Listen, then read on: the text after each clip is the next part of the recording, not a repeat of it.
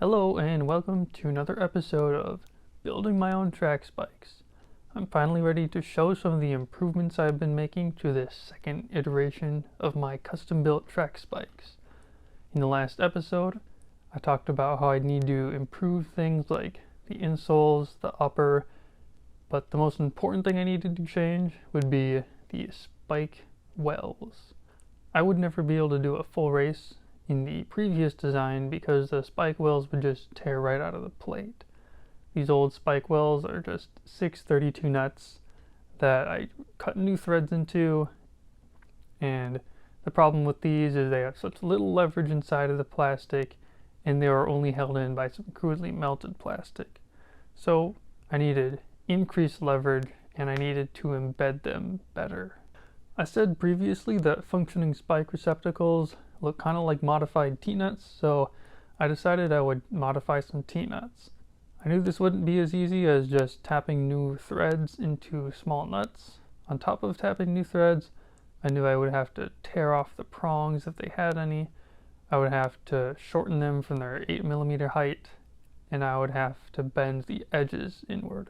A little more work for some functioning spikes sounded like a deal to me though. So I purchased some M5x8 pronged T-nuts and got to work because those had the closest dimensions to what I needed.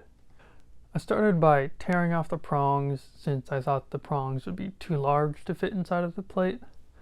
Now that I think about it though, I could possibly leave them in since they might help prevent the spike receptacle from turning inside of the plate. But for now I am okay going on without them since typical spike receptacles don't seem to have these kind of prongs. After tearing off the prongs, I decided I had to grind them down to the right height. I just did this with a belt grinder.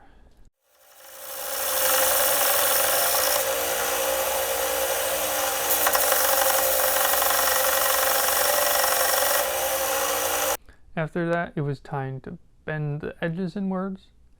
I did this by pressing it against some metal nuts, and I had to design a tool 2 different times to hold everything together as I would bend it into shape. The second design just helped bend more evenly, and I decided to use a vise instead of a press the second time around to have more control over how far it was bending.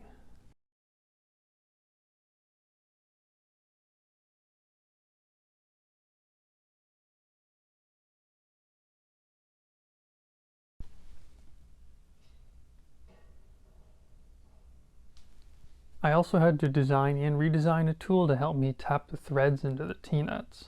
The first design, made entirely of 3D printed PLA, just failed with all the turning force I exerted on it. The second design was reinforced with metal nuts, but they weren't positioned very good, so when the T-nut would lift just slightly, everything would just fall out. The design that worked used larger metal nuts with better positioning, and even though it did fail, I was still able to tap all the nuts that I had planned on, which made them into complete functioning spike receptacles. Compared to spike wells from retail spikes, mine are a little bit smaller. The retail one that I have, for example, is 17mm in diameter, so hopefully my 14.5mm diameter is going to be enough.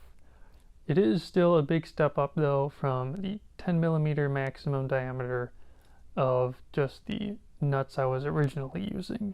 Before I show you how the receptacles are embedded into the plate, let's take a detour and talk about the insoles.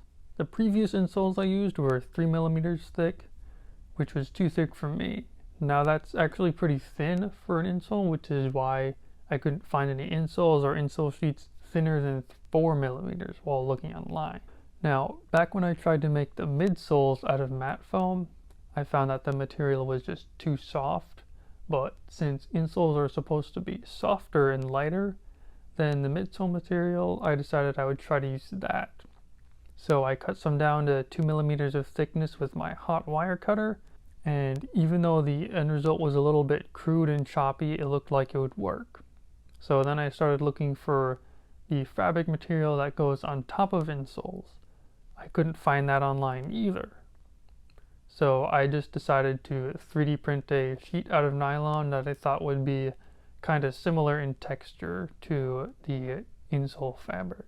I glued it on, and now I have finished insoles. Now we can get back to the spike wells. So the plastic that holds the spike well in place needs to prevent it from pushing into my foot, and it needs to withstand the lever forces that tore out my old spike well. I wasn't quite sure how I'd use two 3D printed parts to hold the spike well in from two sides, but I did eventually come up with an interlocking design that is reinforced by squashing some parts with a soldering iron after assembly. So the spike wells and their embedding into the plate seems much stronger so far, but of course the real test will come when I test them on the track. Alright, that's all I have for today. I hope to show more soon, so please subscribe if you don't want to miss anything in the future. Now, I'm going to get back to working on these spikes, so thanks for watching.